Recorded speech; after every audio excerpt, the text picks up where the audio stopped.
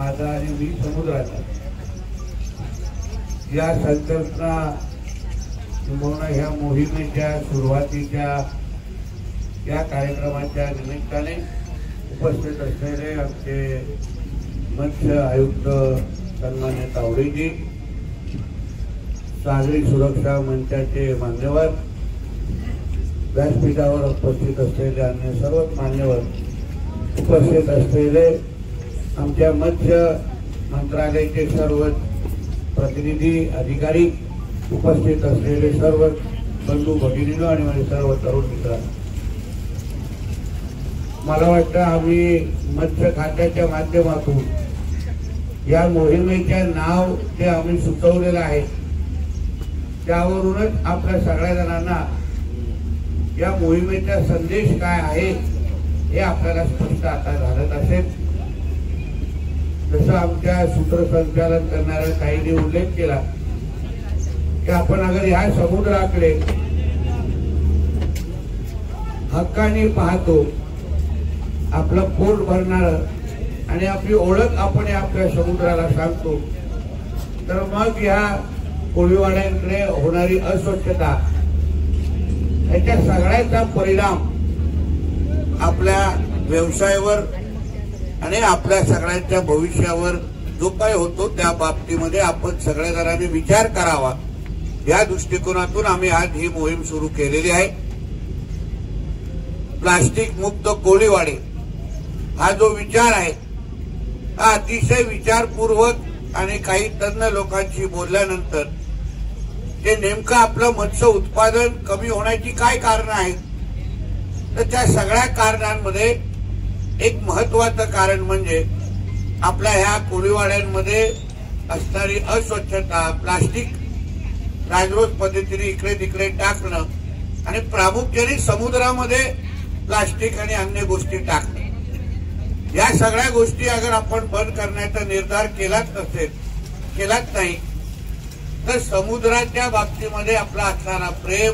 आस्था, त्याचबरोबर मच्छीमार म्हणून अगर आपण ह्या समुद्राकडे आपण सर्वस्व म्हणून अगर पाहत असाल तर ह्या पूर्ण परिसराकडे आपण आवर्जून पाहाल,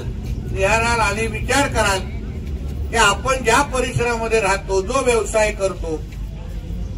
या सगळ्या परिसराचा फटका ह्या व्यवसायाला बसत नाही का, ह्या बातमीमध्ये पण विचार आपण सगळ्या जणांनी करायला पाहिजे।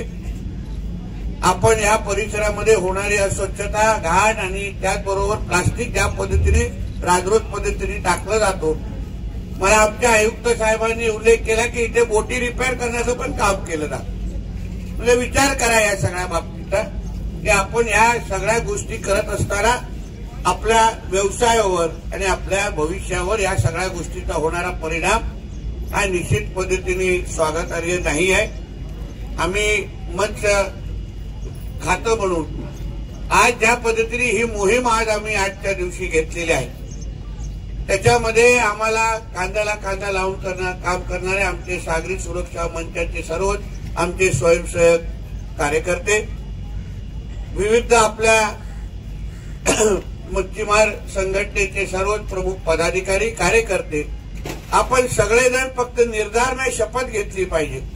की आजपासून आपल्या ह्या कोळीवाड्यांमध्ये होणारी अस्वच्छता आपण निश्चित पद्धतीने कमी करायची। इथे प्लास्टिकचा जो दुरुपयोग होतो आहे, टाकले जात आहे, घाण केली जाते, या सगळ्या बाबतीमध्ये पण आपण या सगळ्या बाबतीमध्ये एक ठोस निर्णय घेऊन यापुढे ह्या सगळ्या गोष्टी होणार नाही या बाबतीची काळजीही आपण सगळ्या जणांनी घेतली पाहिजे।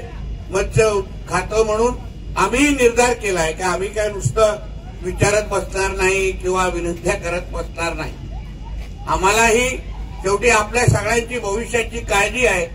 म्हणून मत्स्य खातं म्हणून, मंत्रालय म्हणून जेवढ्या काय उपाययोजना आम्ही करू शकतो,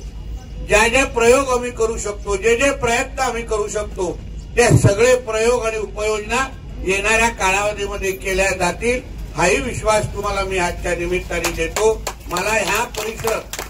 परिसर आज या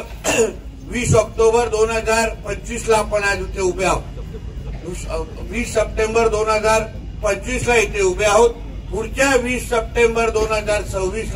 ह्या परिसर आपल्याला स्वच्छ दिसला पाहिजे, या दृष्टिकोनातून आपण सगळ्यांचा निर्धार करा. नुसतं आज ह्या कार्यक्रमासारखं ह्या गोष्टीला पाहू नका. ही एक चळवळ आहे,